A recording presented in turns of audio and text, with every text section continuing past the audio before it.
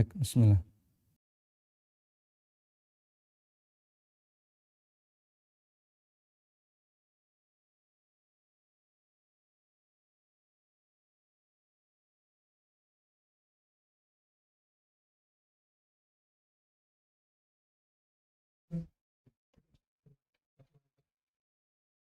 Hmm. Assalamualaikum warahmatullahi wabarakatuh. Alhamdulillahi rabbil alamin. Wassalatu wassalamu ala ashrafil mursalin. Nabiyina wa maulana Muhammadin wa ala alihi wa sahbihi ajma'in. Wa ashhadu an la ilaha illallah wahdahu la syarikalah. Wa ashhadu anna Muhammadan abduhu wa rasuluh. Sallallahu alaihi wa ala alihi wa sahbihi wa sallama tasliman katsira. Thumma amma ba'd. Alhamdulillah, puji syukur kita aturkan kehadirat Allah Subhanahu wa taala. Kembali di kesempatan pagi hari ini kita melanjutkan kajian kita membaca buku Ada Orang Utang. Baik, kita akan membaca satu bab berbicara tentang mengapa Rasulullah sallallahu alaihi wasallam berutang. Utang itu halal yang tidak dianjurkan. Tidak ada larangan dalam syariat untuk berutang. Orang yang membutuhkan dibolehkan untuk utang. Ini kesimpulan yang pertama yang bisa kita ambil. Dengan dalil Nabi SAW sendiri pernah berutang dengan gadai kepada orang Yahudi di akhir hayat beliau. Bahkan sampai Nabi SAW wafat, utang itu belum lunas. Dan barang gadai yang diserahkan oleh Nabi SAW baru bisa ditebus oleh Abu Bakar As-Siddiq radhiyallahu anhu ketika beliau menjadi khalifah.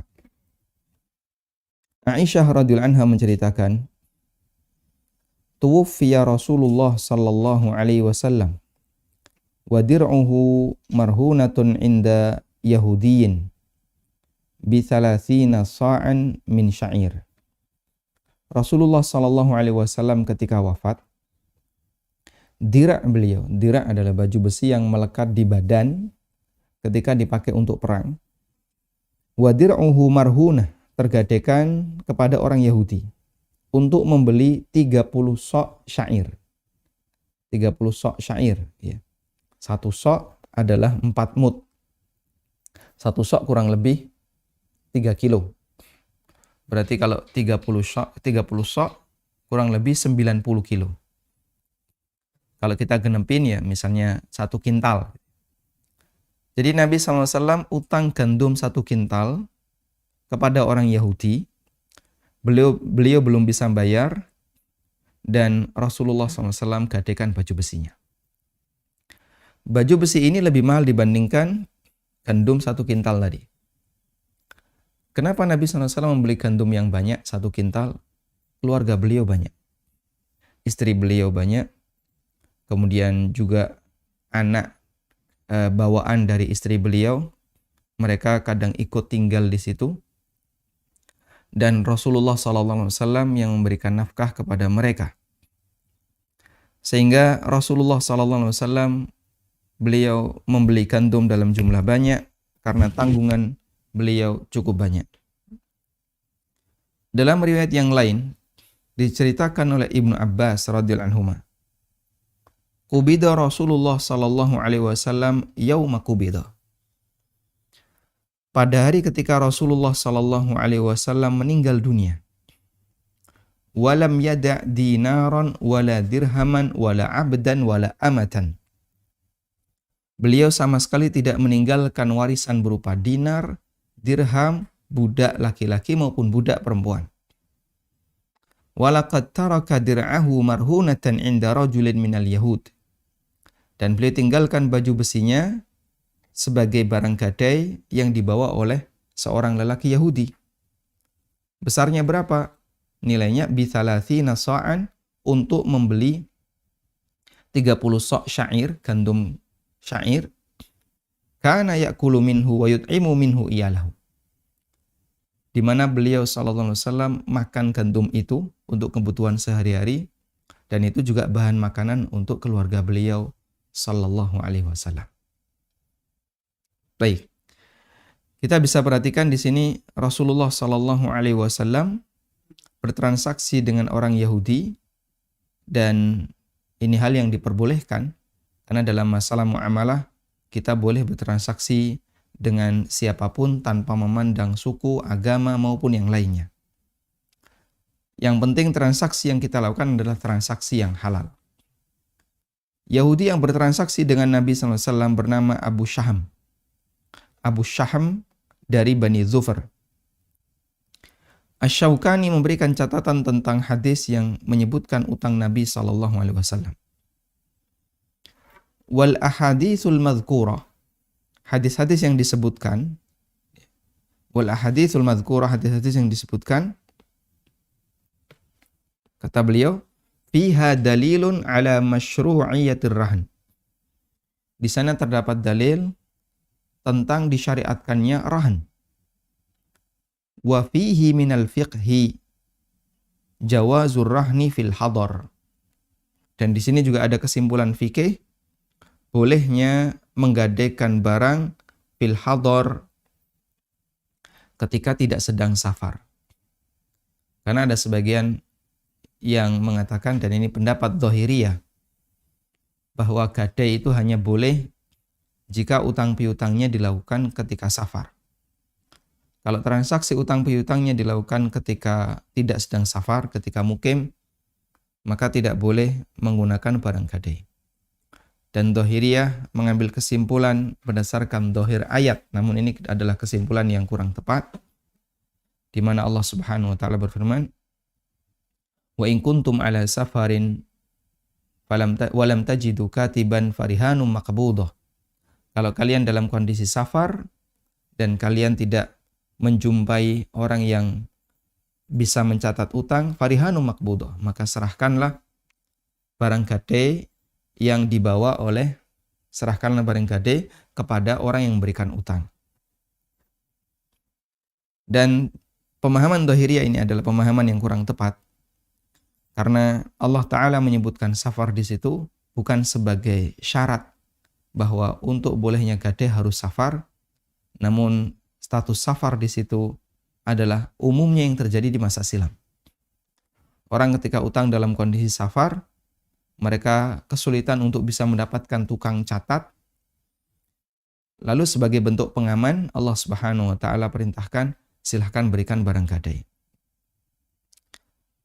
Kemudian wa muamalati ahli dhimmah, dan di sini juga ada pelajaran fikih bolehnya orang bertransaksi dengan ahlu dhimmah. Dan Yahudi Abu Syaham yang bertransaksi dengan Nabi SAW, beliau atau si Yahudi ini termasuk ahlu dhimmah. Karena dia tinggal bersama kaum muslimin, mendapatkan jaminan keamanan dengan hidup bersama kaum muslimin.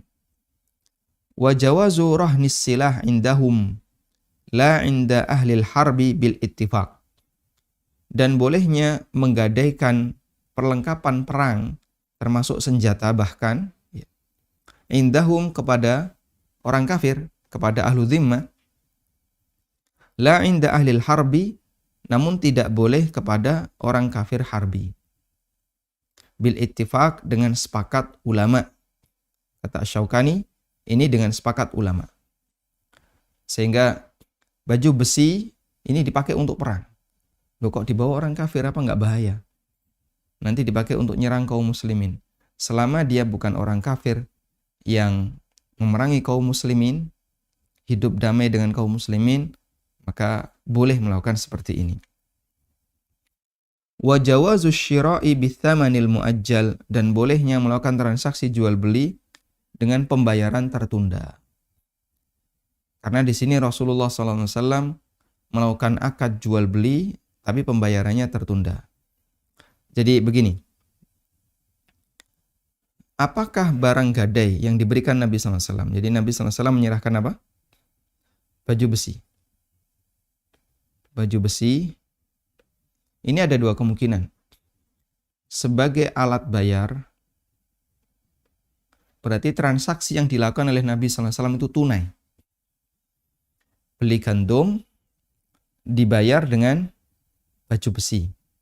Kalau ini dijadikan sebagai alat bayar, maka transaksinya adalah transaksi barter. Transaksinya berarti transaksi barter. Di mana atau bai' muqayyadhah. Transaksi barter itu namanya muqayyadhah. Sehingga yang terjadi di situ adalah tukar-menukar antara baju besi ditukar dengan gandum. Ini transaksinya tunai. Apakah yang dilakukan oleh Nabi SAW seperti ini? Ini pilihan yang pertama. Jawabannya tidak seperti ini.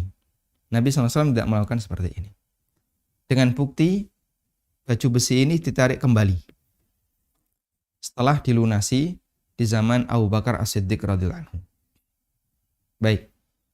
Sehingga status baju besi itu sebagai apa? Status baju besi itu bukan sebagai alat bayar, tapi baju itu sebagai jaminan. Rahan. Dengan bukti ditarik kembali. Ditarik kembali. Sehingga transaksi yang dilakukan oleh Nabi SAW adalah bai' bitaksid. Akadnya bai' bi saman ajil. Ini kalau di BMT sering disebut dengan BBA. Bai' bi saman ajil. Jual beli dengan pembayaran tertunda. Dan ini diperbolehkan. Nabi SAW melakukan transaksi kredit. Beliau beli gandum, tapi bayarnya tertunda. Sehingga di situ terjadi akad muawadhat. Terjadi akad muawadhat antara di sini iwad, ini muawad. Iwadnya ini uang. Entah dinar ataukah dirham, muawadnya adalah gandum. Yang ini sifatnya tertunda. Sedangkan yang ini tunai. Dan praktek jual beli seperti ini, yang satu tunai, yang satu tertunda, hukumnya boleh. Kemudian sebagai jaminannya, Nabi SAW memberikan rahan berupa baju besi. Dan itu ditarik kembali di zaman Abu Bakar. Artinya itu bukan alat bayar, tapi sifatnya adalah sebagai jaminan. Walhamdulillah. Baik, kita lanjutkan. Nah, di sini yang menjadi pertanyaan adalah mengapa Nabi SAW berutang? Padahal seperti yang kemarin kita bahas ya dalam beberapa pertemuan sebelumnya, betapa Rasulullah SAW menekankan agar kita tidak utang. Karena utang itu sesuatu yang berat, menakut-nakuti diri kita, menjadi beban bagi hidup kita, dan seterusnya. Tapi realitanya Rasulullah SAW sendiri berutang. Bagaimana kita mengkompromikan ini? Sehingga ini jadi bahan pertanyaan. Tayyib. Para ulama menjelaskan sisi pertimbangan untuk menjawab mengapa Nabi SAW berutang kepada Yahudi. Jadi ada dua pertanyaan. Yang pertama, kenapa Nabi SAW berutang? Yang kedua, kenapa utangnya ke Yahudi? Bukan ke Muslim. Sehingga kalau bahasa kita, kenapa malah milih bank konven, bukan syariah kan gitu ya? Padahal di tengah mereka ada banyak sahabat. Di tengah mereka ada orang-orang Muslim yang memiliki kemampuan. Tapi kenapa Rasulullah SAW malah utangnya ke Yahudi dan bukan kepada sahabat? Sebagian ulama menegaskan utang Nabi SAW itu dilakukan karena kondisi darurat. Jadi beliau mengharuskan melakukan itu. Kemudian ulama sepakat utang yang dilakukan karena darurat hukumnya boleh. Sehingga tidak termasuk dalam kategori hal yang tercela atau melakukan tindakan yang makruh, karena Rasulullah SAW melakukan itu di saat beliau membutuhkan. Az-Zarqani menukil keterangan Al-Qurtubi. Fa inkil kaifa ammara dhimmatahu bid-daini wa qad kana yakrahuhu. Jika ada orang yang bertanya, mengapa beliau mengakhiri ujung hayatnya dengan utang? Kaifa ammara dhimmatahu bid-dain. Kenapa Nabi sallallahu alaihi wasallam mengakhiri hidupnya dengan utang? Wa qad kana yakrahuhu, padahal beliau sendiri enggak suka dengan utang.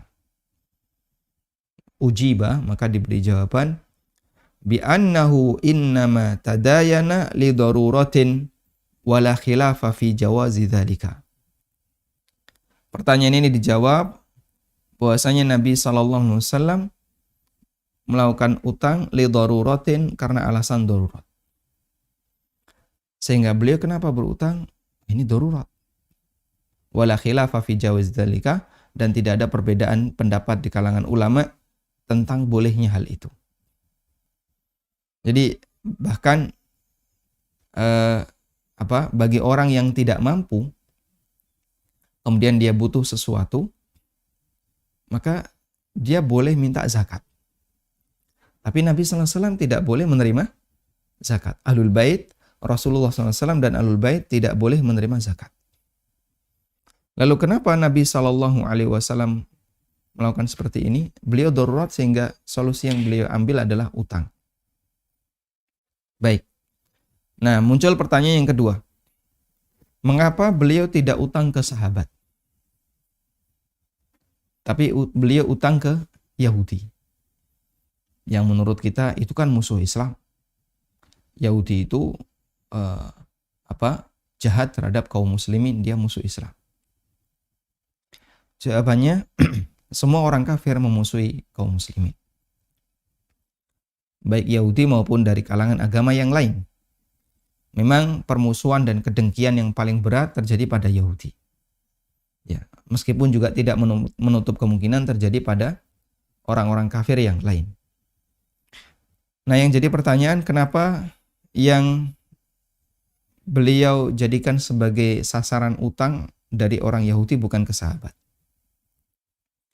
Al-Hafidh Ibnu Hajar rahimahullah menyebutkan beberapa kemungkinan untuk menjawab ini, sehingga kita bisa tahu hikmahnya.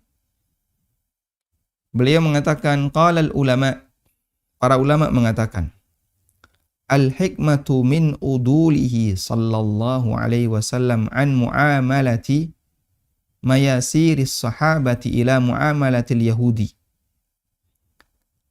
Tentang hikmah, mengapa Nabi sallallahu alaihi wasallam mengalihkan muamalah beliau di mana beliau tidak bermuamalah dengan para sahabat yang punya kemampuan, yang punya kelonggaran dalam masalah harta, tapi beliau alihkan kepada muamalah dengan Yahudi. Mengapa Rasulullah SAW malah beli di Yahudi, utang ke Yahudi, tapi beliau malah tidak melakukan dengan sahabat? Kata Al-Hafidh Ibnu Hajar, imma libayanil jawaz. Kemungkinan yang pertama, untuk menjelaskan kalau ini boleh. Sehingga praktek Nabi SAW itu terkadang beliau lakukan murni karena ingin menjelaskan kepada masyarakat bahwasanya ini diperbolehkan. Makanya ketika terjadi banyak pertanyaan, Nabi SAW melakukannya enggak? Lalu beliau SAW melakukannya di depan banyak orang untuk menjelaskan praktek ini boleh, perbuatan ini boleh. Contoh ya, ketika beliau SAW di Arafah pada saat haji, banyak orang kebingungan. Rasulullah SAW ini puasa ataukah tidak? Karena Arafah adalah di tanggal 9 Dzulhijjah dianjurkan untuk puasa Arafah. Dan Rasulullah SAW berpuasa Arafah sebelum beliau berangkat haji, beberapa tahun sebelumnya. Tayyib. Kemudian masyarakat ribut, ini Nabi SAW puasa ataukah tidak? Lalu ada seorang sahabiat yang memberikan segelas susu untuk Rasulullah SAW. Dan Nabi SAW ketika itu berada di atas kendaraan. Sehingga beliau di posisi agak tinggi, ya, dilihat oleh banyak orang. Begitu nerima susu itu, Nabi SAW meminumnya, semua orang tahu Rasulullah SAW saat ini tidak puasa. Sehingga beliau lakukan itu libayanil jawaz, untuk menunjukkan bolehnya praktek seperti ini. Maka jamaah yang dimuliakan Allah Subhanahu wa taala, terkadang praktek Nabi sallallahu alaihi wasallam beliau lakukan dalam rangka untuk menjelaskan kalau ini boleh. Masya Allah ya. Artinya begini, perbuatan beliau bermisi dakwah. Perbuatan beliau ada misi pendidikan. Perbuatan beliau ada misi untuk mengajarkan sunnah. Itulah manusia yang amalnya mengalirkan pahala, meskipun dalam hal yang sifatnya mubah. Karena itu Anda bisa tiru seperti ini ya. Misalnya Anda sebagai guru yang punya beberapa murid, siswa di sekolah, lalu terjadi misalnya diskusi di antara para siswa tentang satu perbuatan tertentu. Kemudian di situ Anda melakukan perbuatan itu untuk menjelaskan, dengan niat untuk menjelaskan kepada siswa bahwasanya ini boleh atau ini dilarang dan seterusnya. Maka berarti perbuatan yang mubah itu bernilai pahala disebabkan karena ada misi dakwah, ada muatan dakwah, ada muatan pendidikan di sana. Kemudian kemungkinan yang kedua, Auli annahum lam yakun indahum idzaka ta'amun fadilun an hajatihim. Atau bisa jadi karena mereka para sahabat lam yakun indahum idzaka, ketika itu mereka tidak memiliki ta'amun fadil, makanan yang sisa melebihi dari kebutuhannya. Sahabat punya bahan makanan, tapi kan itu untuk kebutuhan dirinya dan keluarganya. Dan tidak ada yang sisa, tidak berlebih. Au khasya sallallahu alaihi wasallam annahum la ya'khuduna minhu thamanan. Atau Rasulullah SAW khawatir nanti kalau beli di sahabat tidak mau dibayar. Au iwadon, atau tidak mau diganti dengan barang yang lain. Falam yurid at-tadyiqa alaihim, sehingga beliau tidak ingin ngerepoti mereka. Dan kalau kesimpulan yang terakhir ini benar, maka ini bisa menjadi salah satu di antara akhlak yang mulia yang bisa kita tiru. Kalau beli sesuatu, jangan beli di temannya ya. Nanti temannya nggak mau dibayar atau dikasih harga murah. Akhirnya malah dia keberatan. Ya. Jangan malah memanfaatkan kesempatan. Di sini nih ayam gepreknya Pak Arif. Ya, nanti kita serbu bareng-bareng. Biasanya beliau nggak mau dibayar. Cari kesempatan seperti itu, yo jangan ya. Kasihan yang punya warung. Ini tokonya si A, ya. Dia orangnya royal. Kalau beli di situ aja, nanti biasanya dikasih diskon banyak. Nah, kasihan si A. Kita kan kadang memanfaatkan kedekatan teman untuk yang seperti ini. Nah, mumpung ini teman dekat, teman akrab, sudah sama-sama ngaji lama, biasanya dikasih murah. Tayyib. Dan kata Al-Hafidz Ibnu Hajar, Rasulullah SAW kenapa beli gandumnya dari Yahudi? Salah satu di antara hikmah yang dijelaskan oleh para ulama, karena beliau khawatir jangan-jangan nanti mereka nggak mau dibayar. Atau nanti mereka nggak mau diganti, kemudian itu akan merepoti para sahabat. Baik. Dan jika pertimbangan yang terakhir ini adalah pertimbangan yang benar, berarti sahabat ketika itu juga punya bahan makanan. Namun Nabi SAW lebih milih belanja dari Yahudi. Maka ini dalil bolehnya seorang muslim belanja kepada non-muslim, padahal di tengah mereka ada juga toko muslim. Ini ada si A muslim jualan, si B muslim jualan, si D kafir misalnya jualan. Lalu kita lebih milih belanja di D. Padahal semuanya berjualan. Ya. Kalau mereka punya barang yang sama, memang dianjurkan silahkan mendukung sesama muslim. Itu insya Allah lebih baik. Boleh nggak?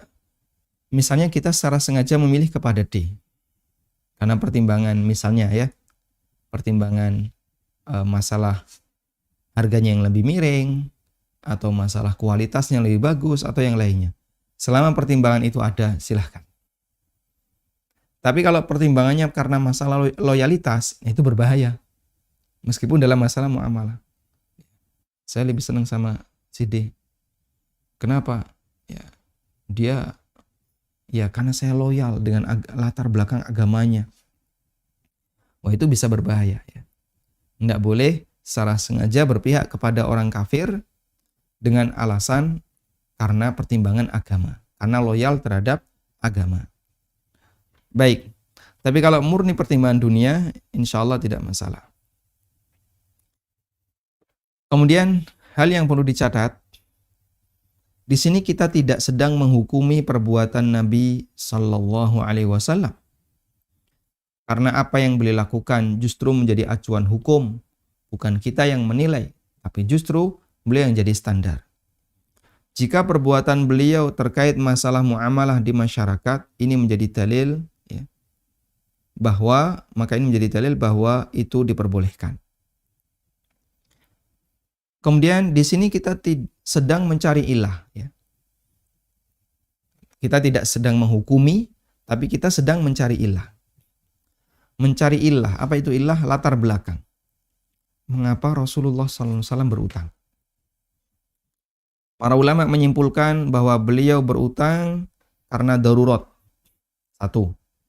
Dan bukan untuk memperkaya aset. Lain dengan masyarakat zaman sekarang ya. Kok udah mobil baru? Yang kemarin mana? Kemarin tak jual, bosan. Harga berapa? Sekian. Wah, murah sekali. Nggak apa-apa lah. Yang penting pokoknya saya bisa beli yang ini. Nah, terus ini harga berapa? Oh, ini kredit kok. Subhanallah. Jadi, nuruti kemauan dia. Bosan, singkirin. Beli baru, kredit. Nanti apalagi bosan, singkirin. Beli baru, kredit. Masya Allah. Akhirnya dia terbebani dengan apa? Banyaknya utang. Betul dia punya banyak aset. Punya mobil baru, punya motor baru, HP baru, nanti laptop baru.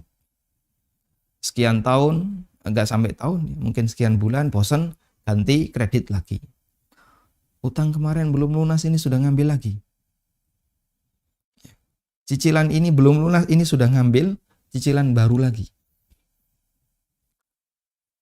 Sehingga utang untuk memperkaya aset seperti ini adalah hal yang tercela.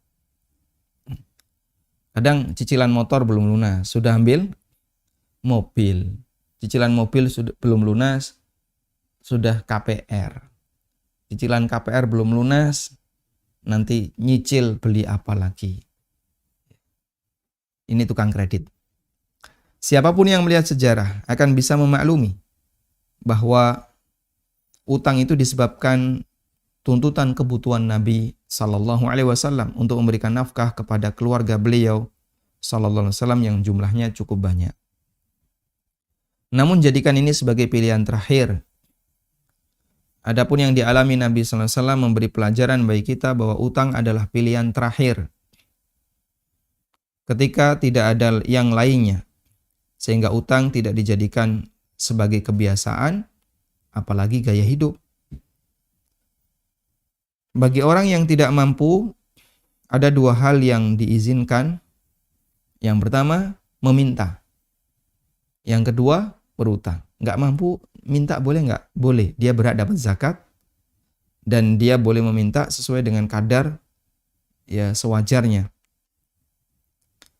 Dalilnya boleh meminta kepada orang lain ketika dia dalam kondisi sangat membutuhkan. Dinyatakan dalam hadis yang diriwayatkan oleh Qubaisah bin Mukharik. Nabi SAW pernah bersabda kepada beliau, "Ya Qubaisah, innal mas'alata la tahillu illa li ahadi thalatha."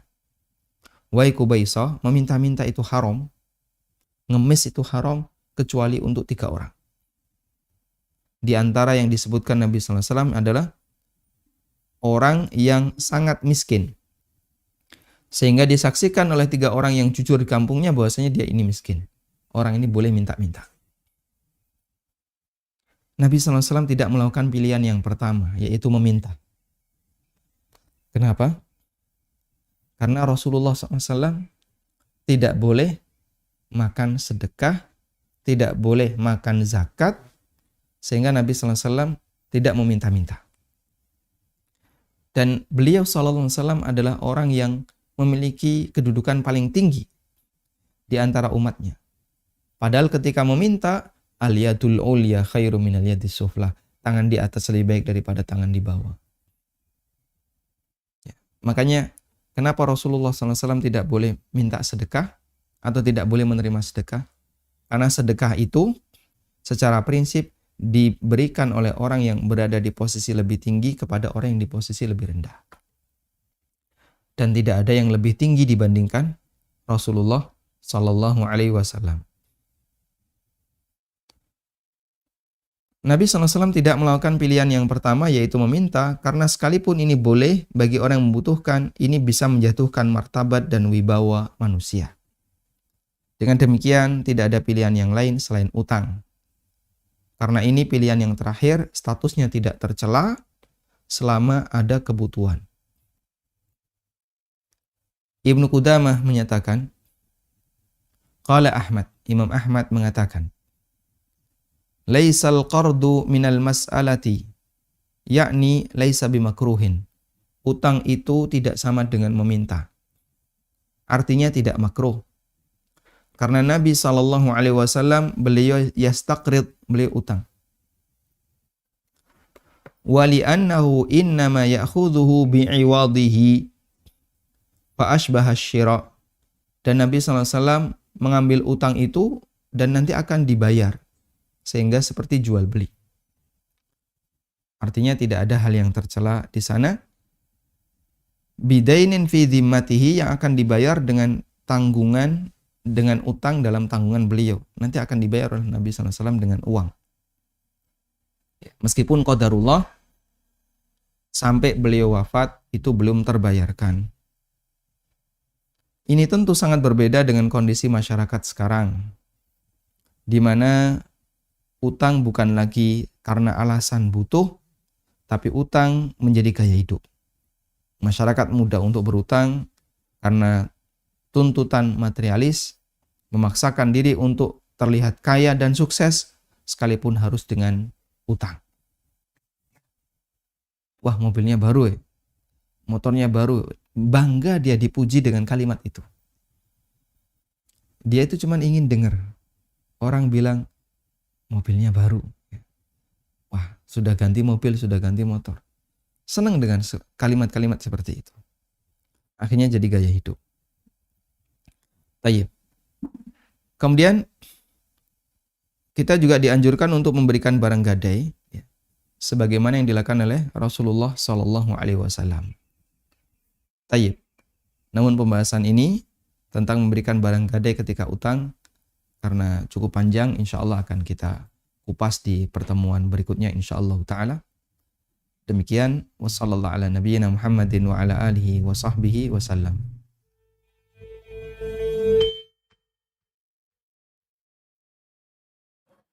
Assalamualaikum warahmatullahi wabarakatuh. Alhamdulillah, wassalatu wassalamu ala rasulillah wa alihi wa sahbihi wa man wala, amma ba'du. Kaum muslimin dan muslimat, para pemirsa di mana saja antum berada. Saya sekarang berada di lantai 2 pembangunan sekolah Islam yang dibina oleh Ustadz Aminur Ba'is di bawah Yayasan Amal Abadi. Mereka sedang membangun sekolah SD yang rencananya insya Allah 3 lantai. Dan sekarang para pemirsa dan kaum muslimin bisa melihat, ya, di sebelah kanan saya dan kiri juga terlihat, ya, ini sedang pembangunan untuk lantai yang ketiga. Dan di bawah masih juga tahap, ya, pembangunan lantai dasar, lantai 2. Tentunya pembangunan yang memakan biaya, membutuhkan, ya, donasi yang luar biasa. Oleh karena itu, saya memanggil kita semua.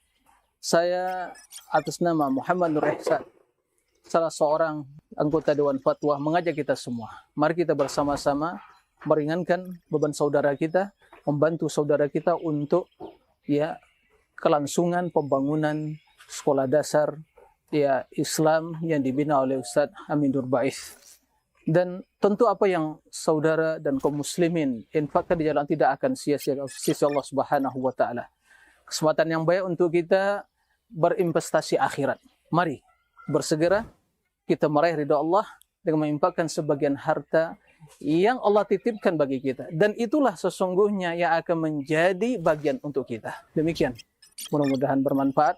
Mudah-mudahan kita senantiasa melindungi Allah Subhanahu wa taala dan mudah-mudahan kita senantiasa dijaga oleh Allah dengan menginfakkan sebagian harta yang Allah titipkan bagi kita. Allahumma amin. Demikian. Wassalamualaikum warahmatullahi wabarakatuh. وما أنفقتم من شيء فهو يخلفه وهو خير الرازقين.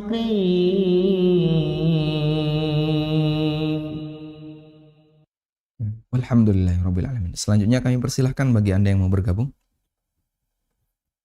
Bismillah. Assalamualaikum Baik, silakan. warahmatullahi wabarakatuh.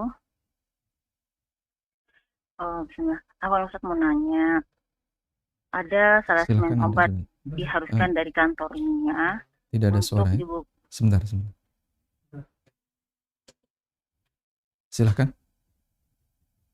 Bismillah. Assalamualaikum warahmatullahi wabarakatuh. Waalaikumsalam warahmatullahi wabarakatuh.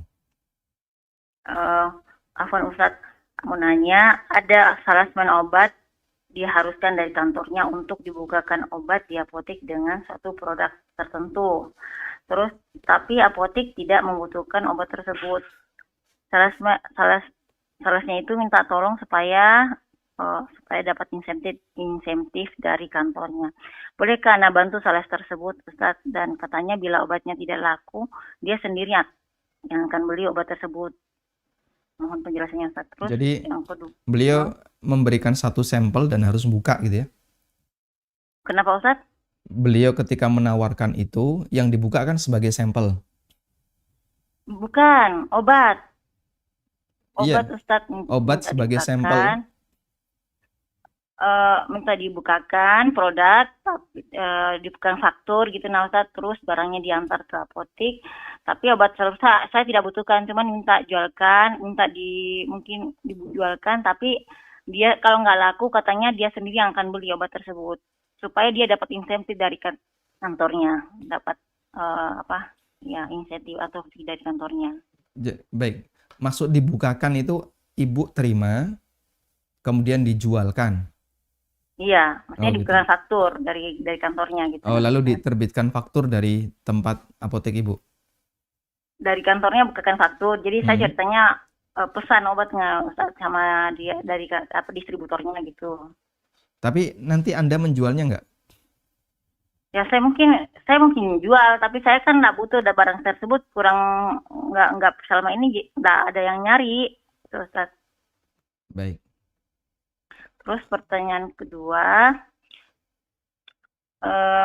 bolehkah anak kan membeli suatu tanah, anak jadikan kebun dengan niat karena anak pernah baca hadis keutamaan menanam pohon. Terus bolehkah dan kebun itu anak sudah tanami berbagai macam pohon-pohon dan sayur-sayuran. Bolehkah anak berpesan kepada anak-anak anak suatu saat nanti bahwa kebun itu jangan dijual gitu, cuma digunakan untuk anak-anak saya aja, dimanfaatkan, itu aja. Jangan dijual berarti nanti tidak boleh diwariskan. Enggak, saya kurang ngerti. Saya yang jelas maksudnya jangan dijual gitu atau jangan dibangunkan rumah atau apa, cuman dimanfaatkan aja itu saat kebunnya. Baik. Supaya anak mendapat keutamaan dari menanam pohon dan sebagainya. Dan gitu aja. Syukron jazakallahu khairan. Assalamualaikum warahmatullahi wabarakatuh. Waalaikumsalam warahmatullahi wabarakatuh. Baik. Untuk kasus yang pertama ya, tentang sales yang dia menawarkan obat, kemudian apotek ibu sebenarnya tidak tertarik untuk membeli itu karena jarang orang yang nyari. Tapi kemudian sales minta tolong agar tetap membuka permintaan ya, atau pembelian agar nanti pihak distributor yang akan mengirim obat itu. Dengan harapan si sales mendapatkan insentif dari distributor. Yang saya pahami, jika memang niat dari awal tujuannya adalah untuk, kalau pakai bahasa kasar ya, kong kali kong, kerjasama untuk nipu, ya ini jelas tidak boleh ya. Karena sebenarnya Anda tidak punya niat untuk beli dan Anda display pun jarang orang yang nyari. Sehingga pembelian itu sifatnya hanya untuk biar sales ini dapat insentif. Ya, kalau ada kerjasama seperti ini dari awal, itu bisa berbahaya bagi pihak perusahaan. Sehingga nanti ibu open PO, nanti sales ke apotek yang lain open PO, di tempat yang lain. Dia kelihatan ada banyak yang open PO. Dapat insentif dari distributor. Padahal sebenarnya open PO itu nggak dibeli. Karena nanti sales sendiri yang akan beli kalau nggak laku misalnya. Ya seperti ini pada asalnya tidak diperbolehkan. Nabi SAW mengatakan, man ghasyya falaysa minna, barang siapa yang menipu bukan bagian dari golonganku. Karena itu sebaiknya tidak kita lakukan dengan hal yang seperti ini. Kecuali kalau memang Anda butuh ya. Kalau butuh kemudian Anda open PO, lalu ternyata nggak laku, kemudian sales memberikan jaminan kalau nggak laku nanti kami akan beli lagi misalnya. Insya Allah tidak masalah kalau seperti itu. Tapi kalau dengan cara tadi yang maksud dan tujuannya adalah biar si sales tetap dapat pemasukan dari pihak perusahaan, ini yang tertipu kan pihak perusahaan. Dan insentif itu lebih besar dibandingkan harga obat. Nanti pokoknya open PO dikit aja nggak apa-apa. Jangan sampai melebihi nilai sekian. Insentifnya misalnya 1 juta. Anda belanja obatnya 500.000. Nah, waktu nggak laku, dibeli oleh sales 500. Dia masih untung 500. Dan ini akan merugikan perusahaan. Merugikan siapapun dalam hal ini tidak boleh. Karena semua tindakan penipuan atau tindakan pengelabuan dan itu merugikan yang lain, hukumnya tidak diperbolehkan. Selanjutnya yang kedua, terkait posisi Anda membeli kebun, namun tidak ingin untuk dijual dan pesan kepada anak-anak jangan dijual. Apakah diperbolehkan? Jawabannya boleh. Dan status kebun ini nanti dijadikan sebagai wakaf dzurri. Dulu dalam kajian tentang ilmu waris, kita pernah membahas tentang objek yang dimiliki oleh satu keluarga, tapi tidak ingin untuk dipindah tangankan ke orang lain, sehingga jangan sampai dijual. Kalau di Padang ada namanya rumah gadang atau harta pusaka, kalau di Jawa ada namanya rumah tabon. Wakaf itu ada dua, ada wakaf khairi, ada wakaf dzurri. Wakaf khairi ini wakaf sosial untuk umum. Wakaf masjid, sekolah, rumah sakit, dan seterusnya. Wakaf dzurri ini wakaf terbatas untuk keluarga. Sehingga kalau Anda berharap agar kebun itu tidak dijual, berarti nanti konsekuensinya dia nggak bisa dijadikan sebagai warisan yang jatuh ke tangan salah satu anak. Dan ibu berharap ini tetap jadi milik bersama satu keluarga. Nanti silahkan buah di pohon itu dimanfaatkan, apapun yang ada di situ dimanfaatkan. Nah itu berarti jadi wakaf dzurri. Sebagaimana yang dilakukan oleh Tolha ketika beliau mewakafkan kebun Bayruha, kemudian oleh Nabi SAW diarahkan agar, kata beliau, ara anta ja'alahu fi dzurriyyatik. Menurutku sebaiknya kau berikan kepada para keluargamu. Dan itu landasan tentang keberadaan wakaf dzurri. Sehingga kebun itu tidak dijual, tapi pesan kepada anak-anak, ini wakaf dari saya untuk seluruh keturunan saya. Dan sampai kapan? Wallahu a'lam. Silahkan kebunnya dimanfaatkan, apapun yang ada di situ dimanfaatkan, tapi tidak boleh dimiliki oleh siapapun, dikelola untuk diambil hasil. Wallahu a'lam. Baik, silahkan. Assalamualaikum Ustaz. Waalaikumsalam warahmatullahi. Ada pertanyaan. Temanya sebenarnya saya mau nanya kemarin pas yang masalah pajak ya. Boleh nggak? Gimana Pak? Yang bahas masalah pajak kemarin. Tentang pajak. Oke. Baik, silahkan. Nah, jadi saya ada teman yang dia punya kendaraan mobil. Nah, dia setelah beli itu selama 5 tahun dia tidak bayar pajak. Dengan asumsi toh pajak juga hanya untuk dicek lah kena tilang kan kayak gitu kan.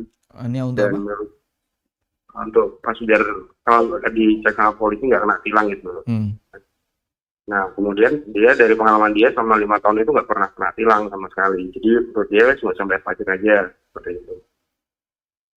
Nah, itu prioritas menurut saya. Ya, mungkin itu aja pertanyaan dari saya gitu. Kalau ya, jelas ya, jelas insyaallah. Oke, terus Assalamualaikum warahmatullahi wabarakatuh. Waalaikumsalam warahmatullahi wabarakatuh. Baik, bolehkah kendaraan itu tidak dibayarkan pajaknya? Dan turunan dari ini ya cukup banyak nanti. Bolehkah kalau kita punya tanah kita tidak bayarkan pajaknya? Bolehkah kalau kita punya apalagi misalnya motor dan properti yang lainnya tidak kita bayarkan pajaknya? Karena objek yang dipajaki di negara kita tidak hanya mobil, termasuk beberapa kendaraan seperti motor, kemudian juga tanah, bangunan, dan seterusnya. Wallahu a'lam, yang kami pahami begini ya. Satu, ini kembali kepada masalah aturan yang ada di negara kita. Kalau saya punya tanah atau punya bangunan, kemudian bangunan itu tidak saya bayarkan pajaknya, apakah itu termasuk di antara tindakan kriminal yang melanggar undang-undang? Nah, saya tidak ngerti tentang itu, Anda bisa tanyakan kepada orang yang lebih paham. Termasuk juga misalnya kita punya kendaraan lalu tidak dibayarkan pajaknya, apakah itu tindakan kriminal yang melanggar undang-undang? Jika itu tindakan kriminal, tentu saja tidak boleh kita lakukan. Anda harus bayarkan pajak. Karena ketika itu dianggap sebagai tindakan yang melanggar undang-undang kriminal, ya, kita seorang muslim tentu saja tidak menghendaki itu terjadi pada diri kita. Nah, sampai saat ini saya tidak ngerti. Ya. Anda bisa tanya kepada ahli hukum, orang yang paham tentang masalah ini. Yang kedua, andaikan itu tidak dianggap sebagai tindakan kriminal. Misalnya, ada beberapa lahan sawah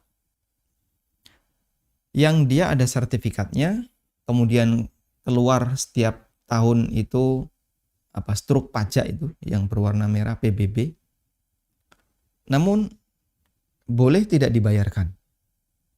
Ya, boleh misalnya ada ketentuan ini nggak dibayari pun nggak apa-apa.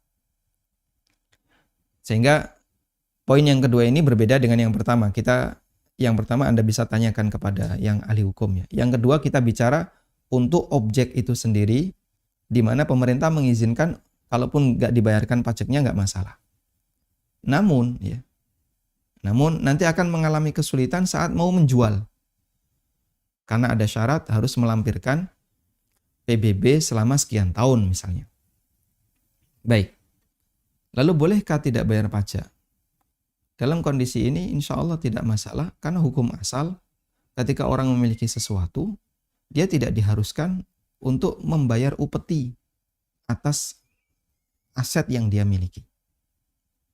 Ya, ini kan milik saya mendapatkan ini dari warisan misalnya orang tua saya, bukan dari hasil beli. Dan sekarang sudah jadi milik saya, ya selanjutnya akan saya kelola. Nah, apakah nanti saya harus membayar sesuatu kepada pemerintah? Misalnya dia nggak mampu, pendapatan dari hasil itu juga pas-pasan. pada asalnya tidak diharuskan. Ada banyak barang yang kita miliki dan kita tidak diwajibkan untuk bayar. Memang ada sesuatu, ada barang yang pemerintah mewajibkan untuk bayar. Sehingga intinya di sini, jika memang pada asalnya itu atau ketika tidak dibayarkan itu bukan termasuk kriminal, maka atau tidak termasuk pelanggaran terhadap undang-undang, wallahu alam, yang kami pahami pada asalnya tidak ada kewajiban. Nah, masalah resiko, tapi nanti kalau saya jual jadinya orang tidak mau, karena jadinya kendaraan yang mati tidak dipajaki selama sekian tahun. Harus ada hitung-hitungan di akhir. Kalau ada faktor seperti itu, yaitu pertimbangan pribadi. Wallahu a'lam. Bismillah. Assalamualaikum Ustaz. Waalaikumsalam warahmatullahi. Ahwan, ana izin bertanya. Di desa kami mengadakan pengajuan kepada pemerintah uang untuk modal dagang barang manisan. Ana juga ikut dimasukkan oleh pemerintah desa. Sedangkan ana mampu. Yang ingin ana tanyakan bagaimana hukumnya? Ini akadnya Jazakallah. utang. Pengajuan modal Ustaz. Untuk utang. Pengajuan, coba dinyalain.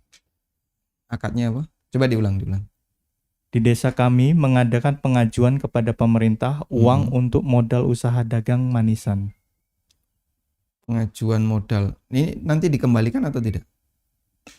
Tidak ada. Baik. Tayyib. Saya kasih pilihan aja ya. Saya asumsikan tidak dikembalikan. Sehingga pengajuan dari desa kepada pemerintah, kemudian nanti pemerintah ngasih modal kepada UMKM, dan itu sifatnya murni hibah. Apakah itu boleh dilakukan padahal Anda termasuk orang yang mampu? Rakyat punya hak untuk mengambil bagian dari kekayaan yang dimiliki oleh negaranya. Ya, selama itu dilakukan secara legal dan tidak merugikan yang lain. Sehingga kalau kemudian Anda turut serta dilibatkan dalam proyek itu, lalu nanti dana turun dari pemerintah, lalu setelah dana turun dari pemerintah, Anda turut mendapatkannya dan Anda fungsikan sesuai, ya. Anda fungsikan sesuai peruntukannya. Untuk modal dagang manisan, ya Anda dagang manisan. Ya, bukan untuk yang lain. Wallahu ta'ala alam, yang kami pahami, insya Allah ini diperbolehkan. Ya.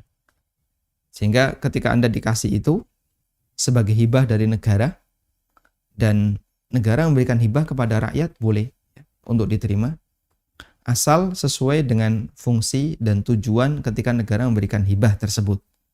Silahkan diterima. Selanjutnya, diperbolehkan bagi Anda untuk menggunakannya sesuai dengan peruntukannya. Wallahu a'lam. Assalamualaikum Ustaz. Waalaikumsalam warahmatullahi. Ustadz, kalau ada orang hutang, terus dia menjenguk saya pada saat saya sakit dan membawa makanan, apakah ini termasuk riba? Dan dia juga memberikan daging di saat Idul Adha, apakah ini termasuk riba juga Ustadz? Apa hubungan Anda dengan dia? Keluarga atau bagaimana ya? Baik, nanti insya Allah akan kita bahas di bab tentang utang tidak memutus silaturahmi. Sehingga kadang kedekatan seseorang kepada orang lain, lalu mereka melakukan transaksi utang piutang, itu bisa dijadikan sebagai alasan. Kedekatan tadi bisa dijadikan sebagai alasan bolehnya menerima hadiah dari pihak yang memberi utang. Jadi ada satu riwayat dari Anas bin Malik radhiyallahu anhu. Meskipun riwayat ini dinilai dhaif oleh sebagian ulama, tapi secara makna ini dibenarkan. Jadi secara makna benar, tapi secara sanad hadis itu dhaif. Bahwasanya hadiah saat utang belum lunas, itu ada dua kondisi. Yang pertama, sesuai kebiasaan.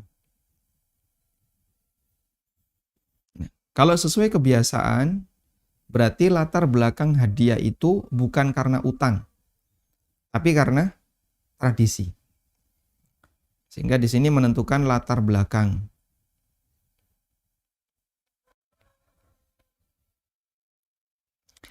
latar belakang keberadaan hadiah. Kenapa dia ngasih hadiah? Kita tahu latar belakangnya. Oh, dia emang biasa. Kalau saya sakit, dia jenguk saya ngasih sesuatu. Kalau kurban, kita semuanya kan berkurban. Maka siapapun yang berkurban akan memberikan sesuatu kepada saudaranya atau memberikan sesuatu kepada tetangganya. Sehingga latar belakang hadiah itu sifatnya karena kebiasaan. Yang kedua, bukan kebiasaan. Tidak ada kebiasaan. Misalnya, si A utang kepada Anda, dan si A ini tidak punya hubungan kekerabatan, bukan pula tetangga, bukan teman. Cuman Anda kasihan, lalu Anda percaya, Anda kasih utang. Lalu satu ketika, si A tiba-tiba menjenguk Anda saat Anda sakit. Loh, si A ini tidak kenal saya, baru kemarin aja kenalnya karena akad utang. Sebelumnya tidak ngerti. Dan kalaupun saya sakit, dulu-dulu juga nggak pernah dia jenguk. Tiba-tiba kok dia jenguk saat kita sakit. Padahal tidak ada kebiasaan sebelumnya. Berarti latar belakang keberadaan hadiahnya adalah karena akad utangnya. Maka Anda tidak boleh menerima. Wallahu a'lam. Baik, silakan. Halo, Assalamualaikum Ustaz. Waalaikumsalam warahmatullahi. Mau tanya mengenai utang yang dimaksud utang produktif, Ustaz. Jadi saya punya tanah yang rencananya mau dibangun kos-kosan, Ustaz. Nah, nanti bangun kos-kosannya itu dengan utang dari bank, Ustaz. Dan cicilannya tiap bulan itu diambil dari hasil menyewakan kos-kosan. Nah, itu hukumnya gimana, Ustaz? Baik. Itu saja, Ustaz. Sejauh ini. Wajazakumullah khairan. Nah. Jadi Bapak yang dimuliakan Allah, kita perlu membedakan antara akad utang dengan mudharabah. Di awal kajian, ketika kita membahas tentang definisi utang dan turunannya, berikut bagaimana konsekuensinya, kita membedakan antara akad utang dengan akad wadi'ah. Utang dengan akad mudharabah. Kenapa? Karena di situ ada kemiripan dalam pemberian uang, tapi ada perbedaan dari sisi skema transaksinya dan berikut konsekuensinya. Selama itu adalah akad utang, mau dipakai untuk hal yang produktif maupun konsumtif, semuanya memiliki skema yang sama, yaitu utang piutang. Masalah penggunaan itu murni hak sebagai penerima utang. Terserah mau dia gunakan untuk produktif boleh, untuk konsumtif juga boleh. Tapi dia harus bayar. Mengembalikan sesuai dengan nilai yang dia terima. Baik. Berbeda dengan mudharabah. Kalau mudharabah saat orang memberikan modal, di situ peruntukannya harus sesuai dengan kesepakatan. Ini modal saya kasih, tolong bangun kos-kosan di sini. Kok Anda misalnya bangun lapangan futsal atau apa, itu pelanggaran. Tidak sesuai dengan kesepakatan. Kesepakatannya bangun kos-kosan. Sehingga Anda harus bangun kos-kosan. Lalu menghasilkan. Nah, disitulah ada bagi hasil. Sudah? Terus bedanya apa antara utang dengan mudharabah? Bedanya dalam masalah jaminan resiko. Jaminan resiko. Kalau terjadi resiko untuk akad utang, maka kembali utuh. Kembali utuh. Sehingga Anda utang dari bank, dikasihlah oleh bank senilai 500 juta. Lalu Anda buat kos-kosan. Sudah? Anda akan diwajibkan untuk mengembalikan utuh 500 juta plus margin. Terlepas apakah kos-kosan itu laku ataukah tidak.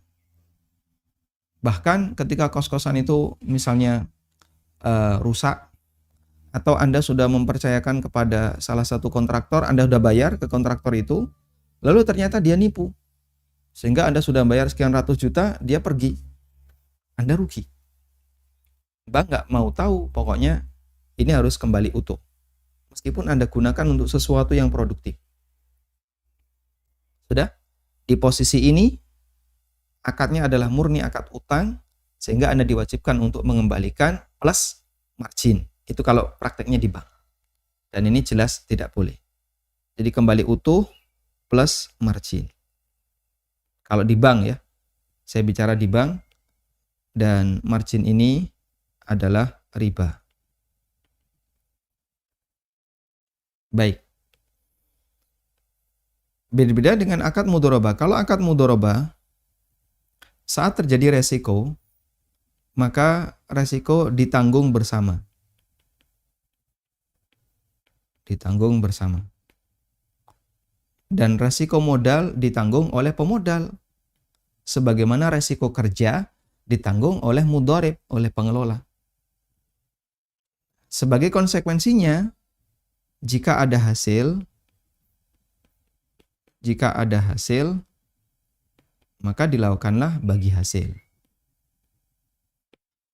Terjadilah keseimbangan seperti yang dulu pernah kita sampaikan, di mana Rasulullah SAW mengatakan, la ribha ma lam yudman, tidak boleh ada margin yang tidak menanggung resiko kerugian.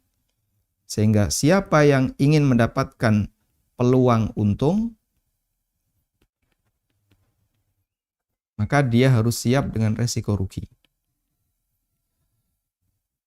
Sehingga sebagaimana bank punya peluang untung, jika ada hasil akan dapat bagi hasil, maka kalau ada resiko, ini ditanggung bersama. Dan realitanya bank tidak mau nanggung. Karena bank tidak mau nanggung, akadnya makanya murni utang. Ini utang Pak ya, tapi utang produktif. Mereka nyebut kenapa utang produktif? Biar nanti mereka merasa punya hak untuk mendapatkan kelebihan. Baik, mau disebut utang produktif maupun utang konsumtif, namanya margin dalam akad utang haram. Semua margin dalam akad utang haram. Itu riba.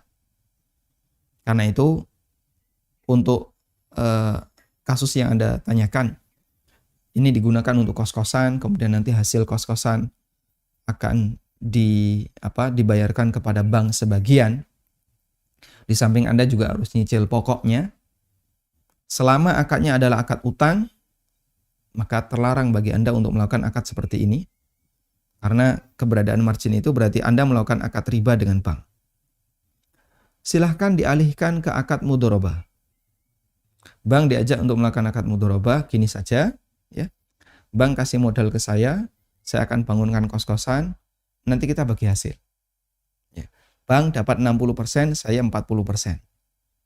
Sampai kapan? Itu bisa jadi tanpa ujung selama kos-kosannya masih ada. Masih dimanfaatkan, masih masih produktif. Kecuali ketika Anda mengakuisisi kos-kosan itu dengan cara dibeli. Nah, kalau begitu, jadi karena kos-kosannya dibangun atas dana bank tadi, maka dia jadi miliknya bank. Selama dia dikelola dan menghasilkan, bank berhak dapat bagi hasil. Lalu Anda mengakuisisi, secara bertahap Anda beli. Baik, kos-kosan ini saya beli. Nah, sehingga Anda bayar ke bank untuk membeli kos-kosan tadi. Boleh. Nah, ketika Anda sudah beli, itu jadi milik Anda, tidak ada bagi hasil lagi dengan bank. Wallahu a'lam. Baik. Silahkan.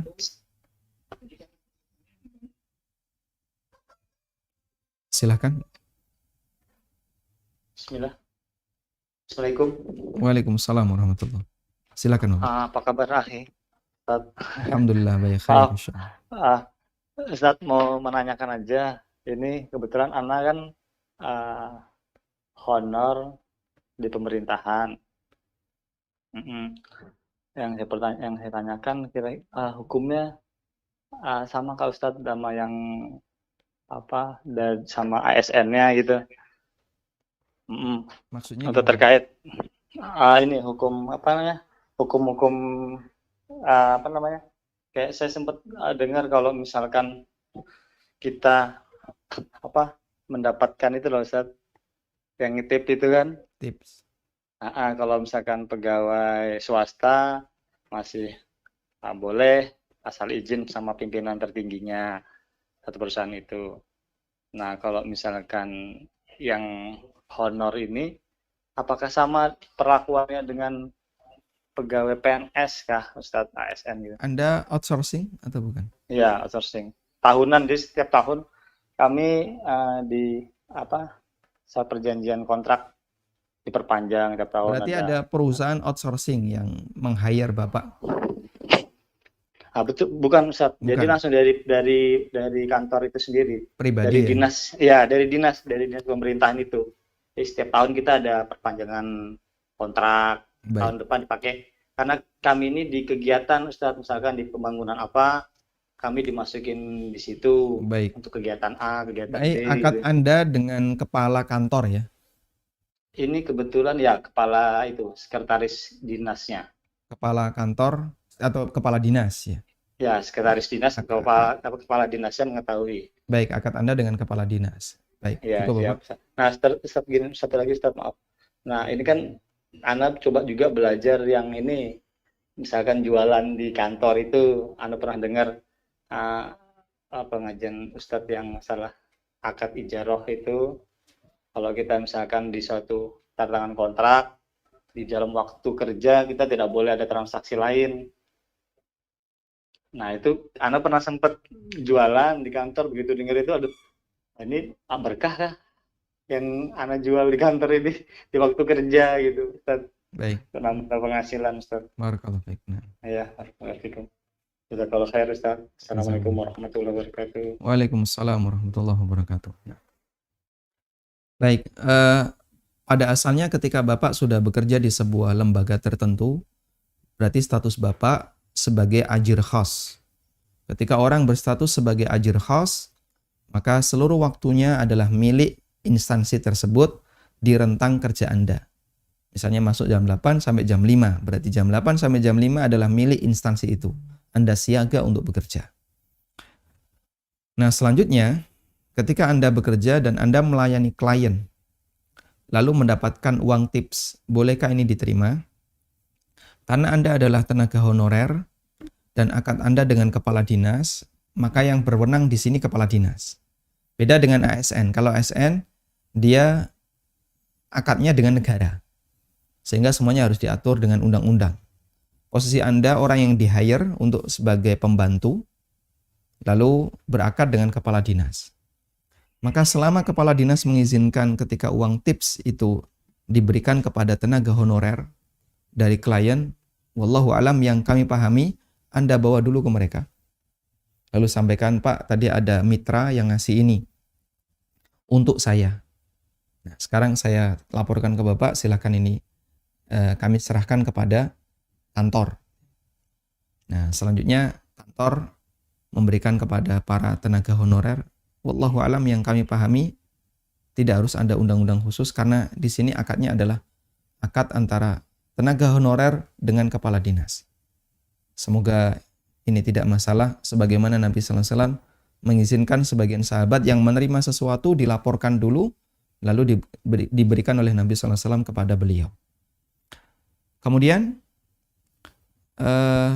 di posisi yang kedua, saat Anda melakukan jual beli di kantor, di jam kerja, selama tidak mengganggu kerja, misalnya Anda berangkat, Anda datang sebelum masuk jam kantor, lalu Anda tata barang, setelah itu Anda tinggal untuk fokus kerja, duit sudah tersedia di situ.